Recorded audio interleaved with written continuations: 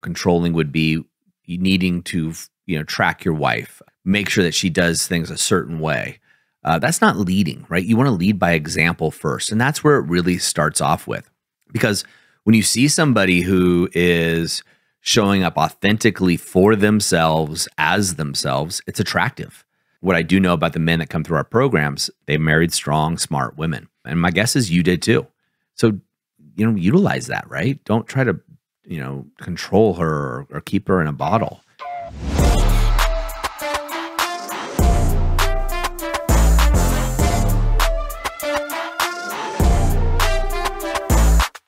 What's happening, guys? Welcome back to another episode of the TPM show. And today is going to be a short one. Today, what I'm going to do is actually take some of your questions that I've gotten and do my best to answer them. So let's start with this one. This one is a question that I got sent to me. It says, Doug, how do I take charge and become the leader my wife wants without coming off as controlling? Now, this is a fantastic question. I really appreciate you sending this in. The key here is to show up as what we call the lighthouse. And what I mean by that is you're showing up consistently within your marriage, but in all areas of your life. You're showing up as the guiding light. And when you do this with integrity and with the intent of helping those around you, people want to follow you. People will choose to follow you. Whereas controlling is just telling people what to do, right? And trying to literally control all the things around you. Controlling would be needing to, track your wife, make sure that she does things a certain way. That's not leading, right? You want to lead by example first. And that's where it really starts off with. And this is why so many men are able to change their relationships, save their marriages by really showing up as the most powerful version of themselves. Because when you see somebody who is showing up authentically for themselves, as themselves, it's attractive. And what I mean by attractive isn't just sexy, because although it is, but you're attracted to that person, right? Like almost like a cult of personality, if you will. You want to know more about what they're doing, what they're up to. And this is why people follow celebrities around or watching their Instagram on what they're eating for breakfast and things like that, because they're aspirational. People want to aspire to be like what they're putting out there into the world. And they become more familiar with us. So for you to be the leader of your house, the leader with your wife, it's not the leader that tells them what to do. That's a boss, right? And that's different. If you have employees and you just tell them what to do and they do it, you're not going to get as much productivity out of them, right? But whereas if you lead them by example and you cultivate them and you really help them, again, your staff, and there's tons of reviews. I think the Harvard Business Review has written lots of articles on this. You get more higher productivity. Well, similarly, this goes in with your house. So when you show up as the man your wife's always wanted you to be, and you can start leading by example, right? Doing the right things, not telling her what to do, but offering suggestions, right? Having a collaborative environment, if you will.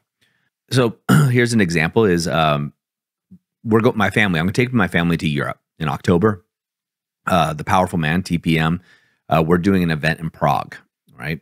And so my wife has been on the fence about whether to go, to not to go. Should she take the kids? Should she not take the kids? Does she want to go to Prague? Does she want to go to Germany? Do you want to go to Austria? Do we want to go to Sweden? What do we want to do?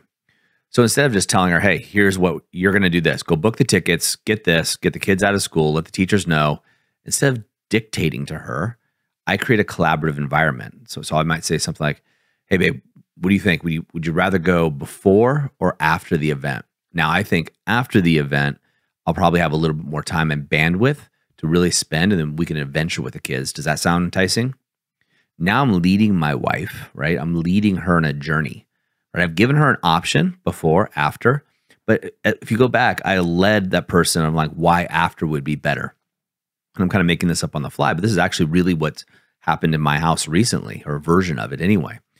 And then I'm leading her. I'm like, hey, why don't I just take control of this? Why don't I just take over, right? I could say something like that. But instead, what I said to my wife was like, hey, look, why don't we just go afterwards? You and the kids I'll fly out first because I have an event that I'll be leading, 2 events that I'll be leading there. And then you and the kids can fly out and you guys can fly business class out there. Be nice, be a fun experience. It's a long flight, I have a 4-year-old and a 7-year-old. And then when you guys get there, I can pick you up and we can go and we can check out the area. Would it be easier for you if I just went ahead and took care of all the logistics and planning and all of that? And my wife goes, yes, that'd be so nice. Great, no problem. I'll take care of all that for us. And so I'm leading her as the leader, right? I'm offering suggestions, but I'm bringing her with options.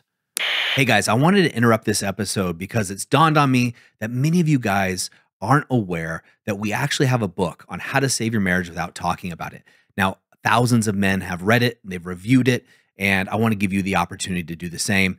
If you're interested in grabbing it, it's a short read, but it's helped a lot of men just like you. And maybe you're not interested in the activation method yet, but this is a small entry point that can really turn things around for you. Go over on Amazon. We have it priced as cheap as Amazon will let us. And that way you have a resource that you can use right now to start getting some results in your marriage. Now let's get back to the episode. Now, conversely, guys that are controlling, because I hear this from their wives sometimes, is they would say, hey, look, this is what we're going to do. You're going to fly out there. You're going to bring the kids. I want to make sure you don't pack any suitcases so it's easier to get off. So you're just going to take carry-ons, but make sure you bring this, this, this, and this. And when you arrive, you'll do this, this, and this. And I want you to go ahead and show up to this hotel, and you're going to do this. They're telling them what to do, right? That's controlling. There's not a bigger turnoff for a woman than a controlling man. Now, a man who takes charge, very different story. That's very sexy for women. You can take charge in a way that's not controlling. So here's an example. What could that be? That could be, hey, babe, we're going out Thursday night. I got a babysitter. I want you to wear that sundress, that red one that you look oh so sexy in, and we're going to be leaving at 6 p.m. So be ready, right? That's a guy's taking charge, not controlling the situation. But you also have to have, in order to be able to do stuff like that, guys, you have to have a little element of collaboration in there too. There's got to be give takes in other areas. You can't always just tell her, hey, we're going to do this, we're going to do that. That is controlling. But taking charge, you're taking charge of the situation. Just as if there was an emergency, right? So when there's an emergency at my house, a kid falls off something and this has happened and hits their head on a rock. So now they're bleeding from their face. I jump in and take control no matter who's there, and I take charge. Unless there was like an EMT or somebody that was there that I knew, I would take charge of taking care of that kid. All right, hey, I jump into the situation. All right, hey, you go get bandages. They're in the closet. Get those. Hey, you're going to go get water. Go get this. And I'll start pointing to people on what to do. I'm not controlling, but I'm taking charge of the situation so that everybody is safe, right? I'm doing it with very grounded masculine energy, as we call it, TPM, grounded masculinity. So I'm doing it with that energetic source.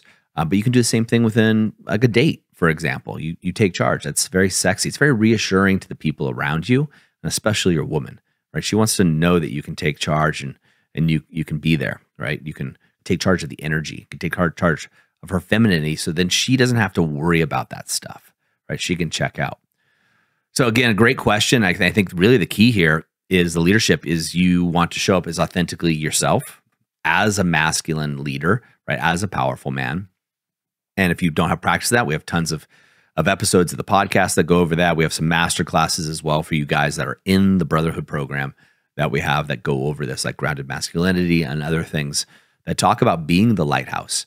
You cannot be in deer mode, defend, excuse, explain, react. That's what controlling men do. They go into deer mode, and that's why they have to control things. And it's not about dictating, right? Hey, you're doing this. You have to go do that. You can't do this. You can't do that.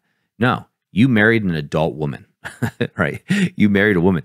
Now, what I do know about the men that come through our programs, their women are very smart, and they're very strong women. They married strong, smart women. And my guess is you did too. So, utilize that, right? Don't try to, control her or keep her in a bottle. It's not sexy. It's not feminine for her. And it's just going to put her into her masculine. So show up as the leader, and she will follow as long as you're showing up strong, as long as you're showing up as the masculine leader.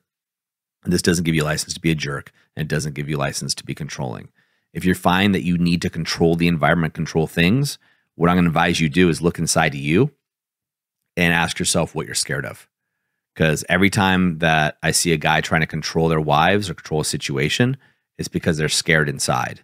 And until you break down that fear or work with somebody who's skilled at helping you break down that fear, you're going to keep repeating that pattern again, again, and again. Gentlemen, as I always say in the moment of insight, take massive action. And we'll see you next time on the TPM Show.